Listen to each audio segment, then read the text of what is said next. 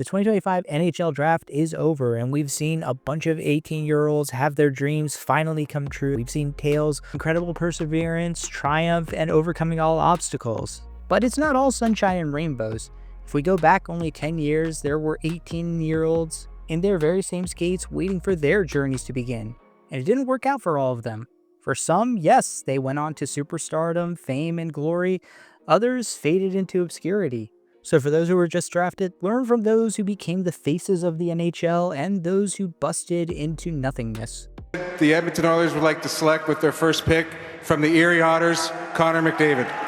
Even before the 2015 entry draft, everybody in the hockey world knew Connor McDavid. Dubbed the greatest prospect since Sidney Crosby entered the NHL, the hockey world was on edge the night of the draft lottery to find out who would be so lucky as to receive this next generational talent. While last place Buffalo had the best odds, it was Edmonton, who had themselves just had several #1 overall picks who got the luck of the draw, and on draft night they did the expected thing, taking McDavid with the first overall pick. McDavid had a ton of pressure and expectations coming into the NHL, and in my opinion, he has exceeded all of them. A 3-time MVP, a 5-time Art Ross Trophy winner, 4 Ted Lindsay Awards, a Rocket Richard, and a Conn Smythe Trophy all headline his incredibly impressive career only 10 years in. The only thing eluding him is that Stanley Cup, which he's come close to, but as I've always said, a Stanley Cup is a team accomplishment and should not define the legacy of an individual player. And that's especially true for McDavid, who's been one of the best playoff performers in history. Whether he wins a Stanley Cup or not, in my opinion, is entirely irrelevant. If he continues at the pace that he has been, he is going to go down as one of the 5 best players in NHL history. So yeah, Edmonton made a good pick here.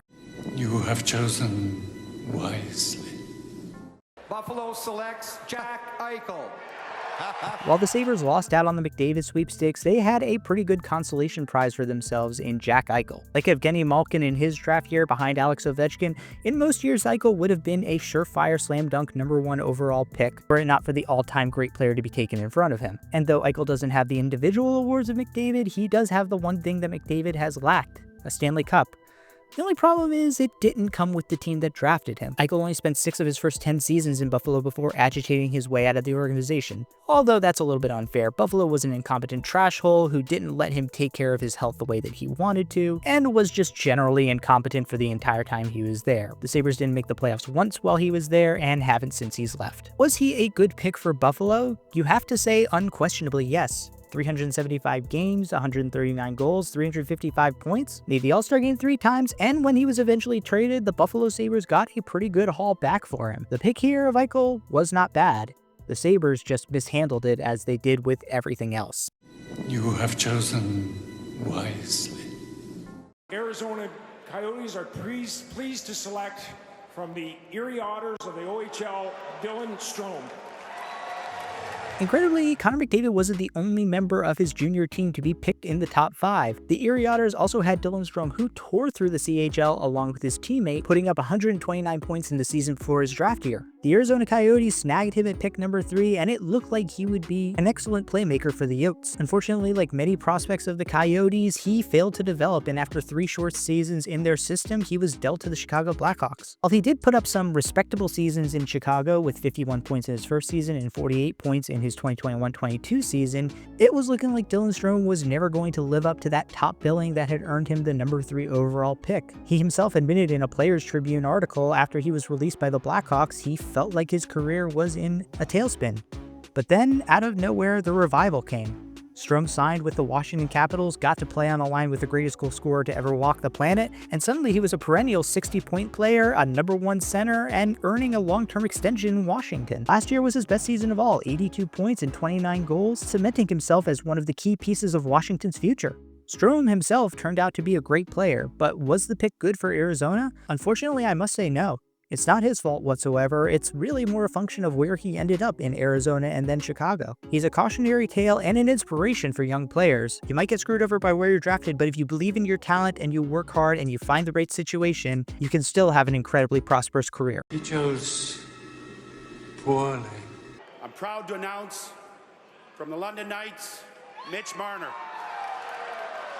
Part of the reason I must unfortunately call Dylan Strome a bad pick is because of the guy they passed up on to take him. The London Knights had a stud playmaker in their midst, and Toronto took the opportunity to snap up the local kid with a number 4 overall pick. The rest of the story for Marner, though, is very complicated. The numbers and accolades speak for themselves: 657 games in Toronto with 221 goals and 741 points, 2 All-Star teams, a Selke finalist, and 4 90-plus point seasons. You would think it's a storybook tale for the hometown kid, but it's one of the Grimm brothers stories. The kid has been emotionally whiplashed over his entire career in Toronto thanks to terrible coaching, track disputes, and poor playoff performances. Hell, it got so bad that he and his family were receiving threats from Maple Leafs fans. He'll be leaving in free agency with no love lost between him, the organization, and the city, but it's impossible to deny the talent that's there and all that he's accomplished as a Leaf. He might be the most maligned member of the core 4, but Toronto clearly made the right pick here. You have chosen wisely. Carolina Hurricanes are proud to select from Boston College, Noah Hanifin.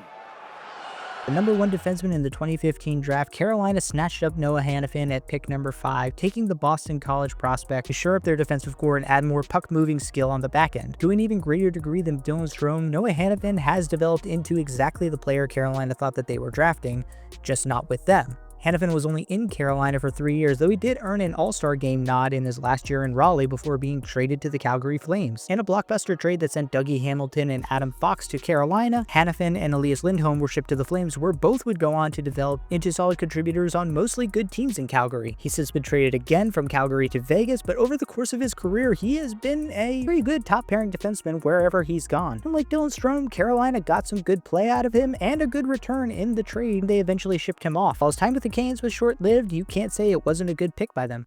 You have chosen wisely. New Jersey is proud to select from the Sarnia Sting, Pavel Zacha. The first European player off the board, Pavel Zacha, was tearing it up with the Sarnia Sting in the year before he was drafted, putting up a point a game when he came over to the OHL. His size and skill were tantalizing, and New Jersey snapped him up at pick number 6. The results for the Devils were good, not great. In 386 games in New Jersey, he put up 69 goals, nice, and 179 points. He plateaued out as a middle 6, 30 to 40 point winger, so the New Jersey Devils eventually traded him to the Boston Bruins in a swap of middling players for Eric Haula. But in Boston, Zacha has found another level to his game, putting up a career-high 21 goals and 59 points in 2023-24 with the Bruins. Not a bad pick for New Jersey. They got some good value back from him. There were some players who were going to get taken after him that I think the Devils probably would have preferred. You chose poorly. Philadelphia selects from the Western Hockey League's Brandon Wheat Kings, Ivan Provorov. At pick number 7, the Philadelphia Flyers took one of the most NHL-ready defensemen in the entire draft in Ivan Provorov out of the Brandon Wheat Kings. Praised for his high hockey IQ and offensive transition game, Provorov had been a monster in the WHL, and the expectation was that he could transition to the NHL very quickly. That proved to be extremely correct, as Provorov became a mainstay on the Philadelphia backline as soon as 2016. He played in over 500 games in a Flyers uniform, putting up 217 points and 65 goals, and being an outstanding defenseman for them. But then in June 2023, he was traded to Columbus as part of a 3-team trade. Saw the Flyers get back, among other things, a first-round pick and Sean Walker. Provorov hasn't been quite as good for Columbus as he was in Philly, but for the Flyers, it was a great ROI on their draft pick in terms of what he did for them on the ice and the return he got for them in a trade. You have chosen wisely. Jackets are proud to select from University of Michigan, Jack Werenski. At pick number 8, the Columbus Blue Jackets took one of the best two-way defensemen in the entire draft with Zach Werenski. Michigan product was seen as a big left-handed shot who was responsible in his own end but could lead the transition game as well. And for a team that seemed as perpetually mired in mediocrity as the Columbus Blue Jackets, this pick absolutely paid off big for them. Werenski has played his entire 9-year career in Columbus, playing in almost 600 games and putting up almost 400 points. He's been an All-Star twice, and just last year, he finished second in Norris Trophy voting for the best defenseman after putting up 23 goals and 82 points on a pretty bad Columbus team. He's one of the cornerstones of this franchise, and he's still locked in with Columbus for another 2 years, and hopefully they will be able to keep him even beyond that. Absolutely the right pick here by the Jackets. You have chosen wisely. And with our pick from Halifax, Timo Meier. When the San Jose Sharks took Timo Meier at pick number 9, they thought that they were getting the next great elite scorer to go on their team alongside guys like Logan Couture, Pavelski, and Tomas Hertl. Billed as one of the great offensive players in the draft, the Sharks were hoping that Meier would be one of their new elite top 6 forwards, and for the most part, he was very good for the Sharks. He was nearly a point-a-game player with them in 2021-22 with 76 points in 77 games and ended his career in San Jose with over 300 points in 451 games. Fortunately, the Sharks' tailspin out of relevance led them to ship off Meier at the 2023 deadline, where they got an absolute haul for him. 2 first-round picks, defensive prospect Shakir Mukhamadullin and prospect Fabian Zetterlund among the return. In New Jersey, his play has been pretty similar to what it was in San Jose. He's been a reliable top 6 forward with a good scoring touch, putting up 119 points in 170 games. Good pick for the San Jose Sharks, both in terms of what he did for them on the ice and what they got for him at the trade deadline. You have chosen wisely. Colorado Avalanche are proud to select from TPS Turku, Mikko Rantanen. Now we get to the teams before who should have a little bit of regret about their picks, good as they may have turned out to be. Finn Mikko Rantanen was seen as the best European prospect in the entry draft, but he wasn't taken until pick number 10. Despite his incredible size, speed, finish, and productivity playing against Finns in Liga, there were concerns that Rantanen wasn't using his big frame to be physical enough as they would have wanted. But Colorado pushed past those concerns, taking him at pick number 10, and boy was it ever the right choice. During his time with the Avalanche, he put up 2 100-point seasons, a 55-goal campaign, and has consistently been seen as one of the best right wingers in the NHL. He was also an important member of that 2022 Avs team that won the Stanley Cup, putting up 8 points in the Stanley Cup Finals over the Tampa Bay Lightning. And while it's fair to say at the back end of his career the Avs didn't properly value him, not offering him a massive extension that he absolutely deserved and then not getting much of anything in return for him when trading him to Carolina, you can't deny the impact he had on the Avs and how good a player he turned out to be for them. Absolutely the right pick here by Colorado. You have chosen wisely. The Florida Panthers select Lawson Crouse. It's hard to imagine now, but a lot of scouts actually had Lawson Crouse and Mikko Rantanen labeled as very similar players. Both big, strong power forwards with some finishing ability. Some teams probably would have been happy to have Crouse slide to them over Rantanen. The Florida Panthers were the ones who ended up taking the big left winger out of the Kingston Frontenacs, then almost immediately sold him off for nothing at all. Not kidding, a year later, Crouse was traded along with Dave Bullen's toxic contract to the Arizona Coyotes in a salary cap dump move, getting back only a 2017 third-round pick and a conditional 2018 second-round pick. Crouse never ended up playing a game for the Panthers and has spent his entire 9-year career in Arizona/Utah, where he turned out to be a decent middle 6 forward. He's got 115 goals and 215 points in 585 games, so it's not like Florida missed out on too much, but it's bad business to trade away a first-round pick within a year just to dump a bad contract you signed. Pick is bad here not because of the player, but because of Florida's terrible management and what they ended up doing with him. You chose poorly. Vlada Tagliati, Denis Gurianov. The Stars went a little bit off the board here, taking Denis Gurianov at pick number 12, as he was lower rated than a lot of other European skaters that year. Billed as a pure scorer, Dallas thought that Gurianov was going to be a mainstay on their lethal power play, but the major Achilles heel pointed out in his scouting profile proved to be his undoing in Dallas: consistency. His best year in Dallas was an 11-goal, 31-point season in 2021-22, and the following year he was flipped to the Montreal Canadiens for Yevgeni Kuznetsov. After ending up in Montreal, he kind of ping-ponged around the NHL for a few years, never really settling into a lineup and posting pretty disappointing results. He's now signed in the KHL after posting 52 goals and 113 points in 298 NHL games. Not great from the Stars given where they drafted him and some of the guys they passed over to take him. You chose poorly. With the 13th pick, Boston is proud to select Jakob Larson from the St. John Sea Dogs. Alright Boston, this is where you can avert your gaze, because in this 2015 draft, the Bruins actually had 3 consecutive picks, starting at pick number 13 where they took defenseman Jakub Zboril. The Czech playing for the St. John Sea Dogs was billed as a pure defensive defenseman with a heavy shot and great feet, but who could sometimes fall victim to sloppy positioning and not being incredibly strong with the puck on breakouts. And unfortunately for Zboril, those deficiencies didn't go away. He spent a lot of time in Boston's affiliate Providence in the AHL, and when he did get opportunities to play for Boston, he just couldn't really seem to stick around. After parts of 4 seasons in Boston, he was eventually traded to the Columbus Blue Jackets in exchange for Andrew Peeke, got a quick look on a PTO in New Jersey, and eventually ended up signing back in Czechia, which is where he's been the last couple of years. Whether it was development or just a misvaluation of talent, this was definitely a swing and miss by the Boston Bruins. You chose poorly. From Swift Current Broncos, Jake DeBrusk. It was a disastrous 3-pick stretch for the Boston Bruins here, but at least they got something presentable out of their second pick in Jakob Larson. The Swift Current Broncos product was billed as a player with good hands, great puck sense, and a nose for the net, which is what he brought to the Boston Bruins as soon as he hit the ice for them. 7 years as a Bruin, he played in 465 games, put up 138 goals and 266 points. Last offseason, though, he departed from Boston to sign with the Vancouver Canucks on a 7-year contract and immediately put up 28 goals and 48 points in his first season in Vancouver. Sucks that the Bruins didn't get any value for him before he left, but they got some really good years out of him, so this was a good pick. You have chosen wisely. In the basement of the house with his big dad. Zachary Senyshyn from the Sioux Greyhounds.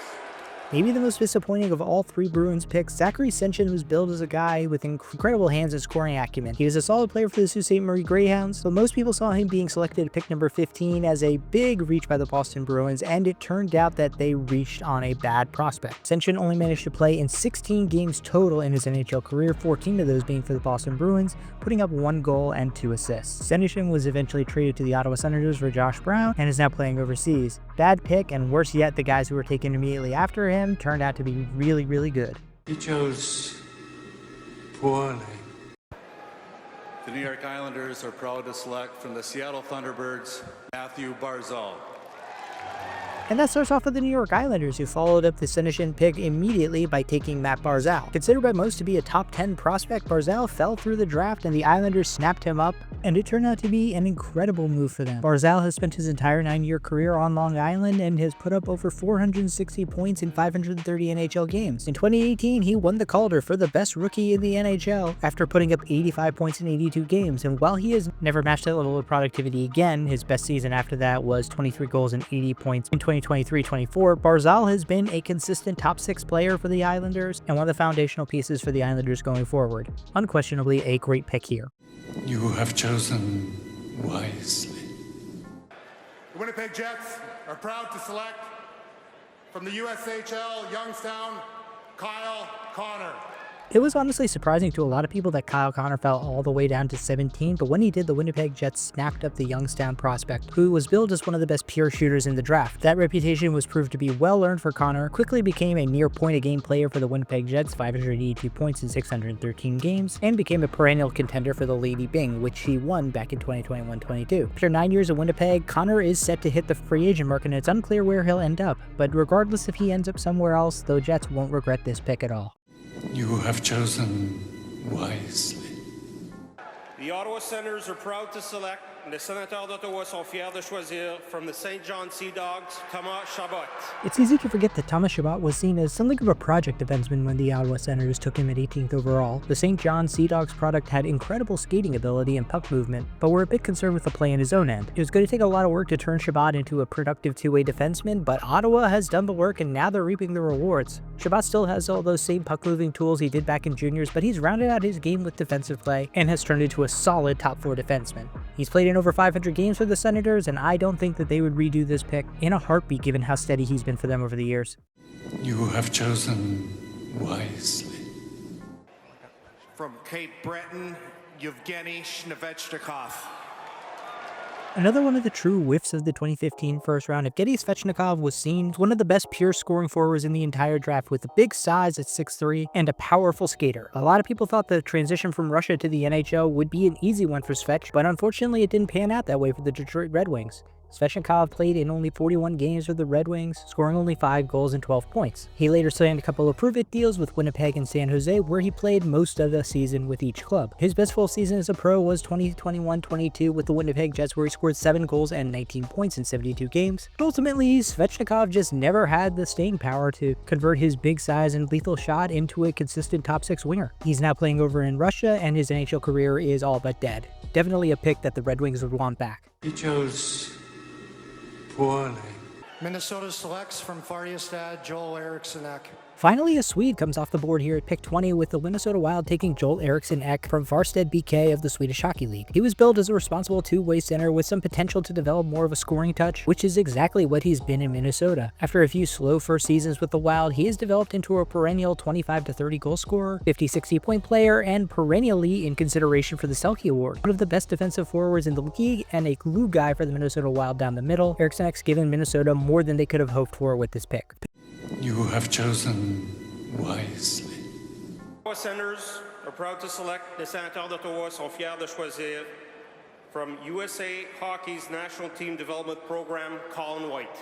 Pick 21, the Ottawa Senators took Colin White out of the U.S. National Development Team in hopes that he could be essentially a version of what Joel Eriksson Ek turned out to be for the Minnesota Wild. Billed as a two-way center who needed to develop a better shot and foot speed, Ottawa saw White as a potential future second or third line center. And early on, it was looking promising for him. He had a breakout first full season in Ottawa, scoring 14 goals and 41 points in the 2018-2019 season, after which he signed a 6-year, $28.5 million contract. Unfortunately, White proceeded to become a cautionary tale of why you don't pay a young player based on one breakout season. In the 4 years after signing that contract extension, he scored 23, 18, 10, and 15 points respectively before being bought out by the Senators in 2022. Since then, he's bounced around with stints in Pittsburgh, Montreal, and most recently San Jose. He only played 3 games for San Jose last year, spending most of his time in the AHL, and at this point, it seems unlikely that he'll be able to resurrect his NHL career. Worse yet for the Senators, his buyout's going to be on the books until 2027-28. This was not just a whiff, but a costly whiff at that. He chose poorly. Blair. Washington selects Ilia Samsonov from Russia. And the Capitals kicked off the run on goaltenders in the 2015 draft, taking Ilia Samsonov at pick 21. Samsonov was the best goaltender in the draft and was drawing comparisons to Andrei Vasilevsky if he managed to clean up the consistency problems. Unfortunately, that didn't really happen in Washington. He spent 3 years as the Caps starting goaltender, playing in 89 games and posting a paltry .902 save percentage and .281 GAA. A lot of those goals that he let in were of the, shall we say, soft variety, and he was constantly battling with Vitek Vanacek for the starting job. After underwhelming play in the regular season and then in the playoffs, the Capitals cut loose Samsonov, deciding not even to qualify him in 2022, letting him sign with the Toronto Maple Leafs. And to be fair, he had his best year in Toronto in 2022-23, putting up a .919 save percentage, .233 GAA, and winning 27 games for the Leafs before being not so great in the playoffs. But after a second underwhelming season in Toronto, he was cast off for Vegas and is now currently an unrestricted free agent. Considering who the Caps passed up on in the immediate next picks and some of the goalies that got taken later who turned out to have more longevity than Samsonov, it's fair to say this was not a good pick for them. He chose poorly. Vancouver select from Waterloo of the USHL, Brock Besser. Case in point, immediately after the Samsonov pick, the Vancouver Canucks took Brock Besser. With solid size, strength, and offensive prowess, Besser was seen as a power forward with high potential, and he has reached that with the Vancouver Canucks. In 9 NHL seasons with the Canucks, he's played in over 550 games, scored 204 goals, and recorded 434 points. A consistently solid top 6 forward, Besser's going to free agency this summer, not because Vancouver wouldn't want him back, but because he has priced himself out with all of the suitors who are going to be wanting him. Still, definitely a good pick here by the Canucks. You have chosen wisely. Philadelphia selects from Ottawa, the Ontario Hockey League, Travis Konechny. Ottawa 67's forward Travis Konechny, selected with Philly's second first-round pick of the 2015 draft. Konechny was projected to be the ultimate two-way forward for the Flyers, combining high offensive upside with good defensive play, and he has done exactly that in Philly. In 9 years with the Flyers, he's made the All-Star game twice, scored 198 goals, and put up 476 points. While his defensive play may not rival guys like Joel Eriksson Ek, he's at least respectable in his own end and a very good second-line center. Definitely a great pick here by Philly. You have chosen wisely. Winnipeg selects from the USA Hockey's National Team Development Program, Jack Roslovic. Following the Flyers at number 25, the Winnipeg Jets went and took from the U.S. developmental team, Jack Roslovic. Seen as another one of those tweener guys who has some good scoring touch, some good defensive responsibility, is a decent enough skater, doesn't really excel at any one thing. Roslovic ended up on the Jets where they projected him as being a potential number 3 center for Winnipeg long term. He played in Winnipeg for 4 pretty decent seasons, 180 games for the Jets with 26 goals and 67 points, at which point he was traded along with Patrick Laine to the Blue Jackets for Pierre-Luc Dubois. Yeah, that's a trade the Winnipeg Jets would probably want back, even though they did manage to recoup their loss with the subsequent trade to the LA Kings. But Roslovic has established himself as a really good middle six center in the NHL. He's put up 102 goals, 260 points in 526 games. With Winnipeg specifically, it was 180 games, 26 goals, 67 points.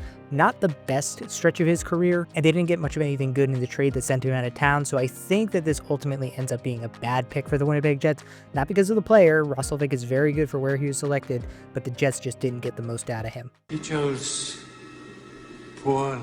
The Canadiens de Montreal, the Montreal Canadiens are proud to select from the Everett Silver Tips, Noah Juleson.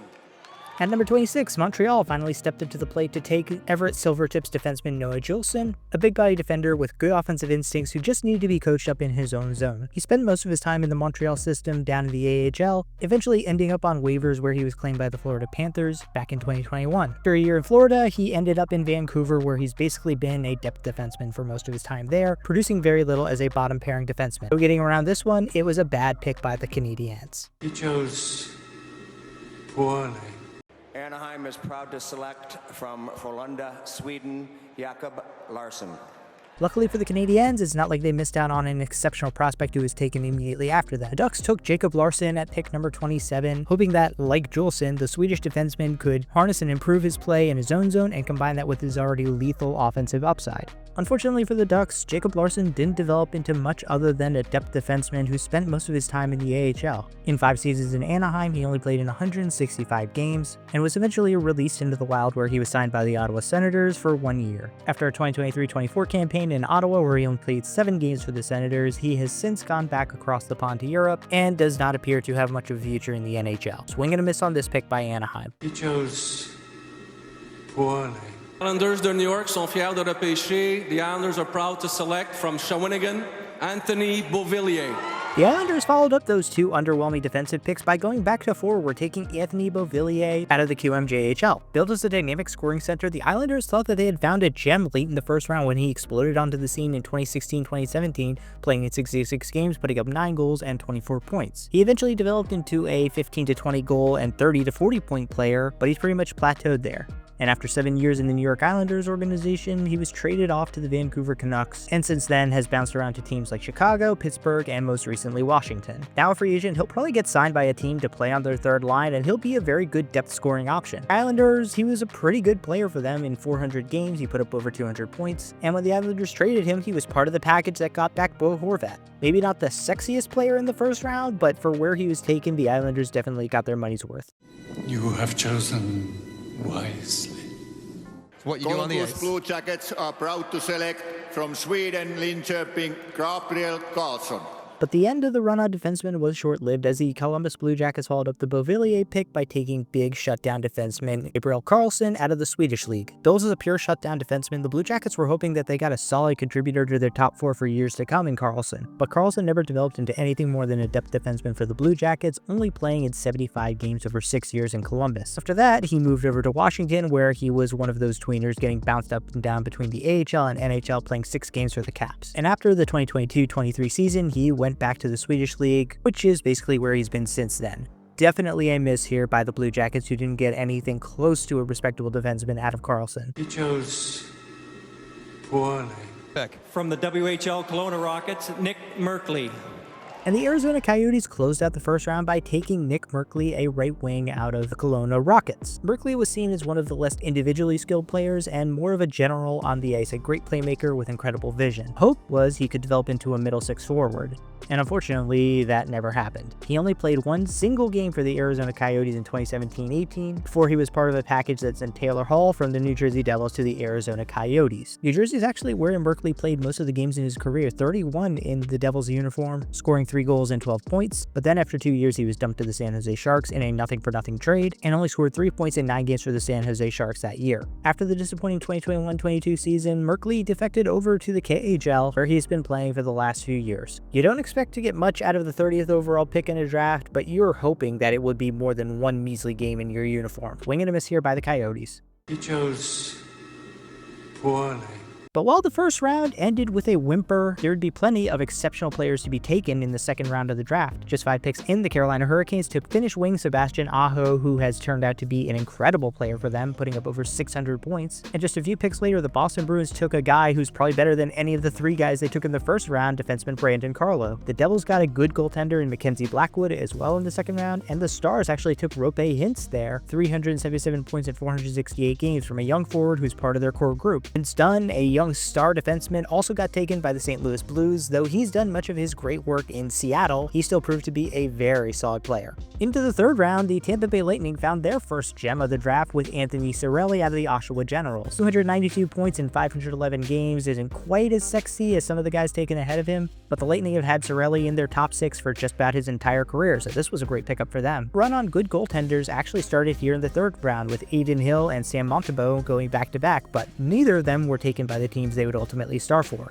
Hill by the Coyotes, Montembeault by the Panthers. The fourth round of the 2015 draft didn't produce any superstars, a couple of pretty good players though in Alex Carrier and Will Borgen. But in the fifth round, oh boy was there some incredible value to be found. You got a good goaltender in Carl Viljelma, taken by the Nashville Predators, Connor Garland taken by the Coyotes with the second pick of the fifth round, and then the gem of the draft with pick 135, the Minnesota Wild taking Kiril Kaprizov out of Metallurg, 386 points in the NHL in only 319 games and 185 goals. Easily the best value proposition of any player taken in this draft. But that being said, there were still some good players to be found in round 6, like John Marino taken by the Oilers, Vlad Gavrikov by the Blue Jackets, and Andrew Mangiapane taken by the Calgary Flames, where he played most of his career until last year. Finally, in the 7th round, only a couple of notable players taken, including Matt Roy, Marcus Nidavara, and goaltender Joey Daccord, another late round goalie gem in this draft. Sure, irrelevant of the 2015 NHL draft was John Dahlstrom, taken by the Chicago Blackhawks out of Swedish League. Never played in a single game in the NHL, AHL, or even ECHL. So good luck to all those prospects who just had their dreams come true and were drafted into the NHL. Here's hoping in 10 years' time we're not talking about you like we're talking about some of the biggest busts on this list.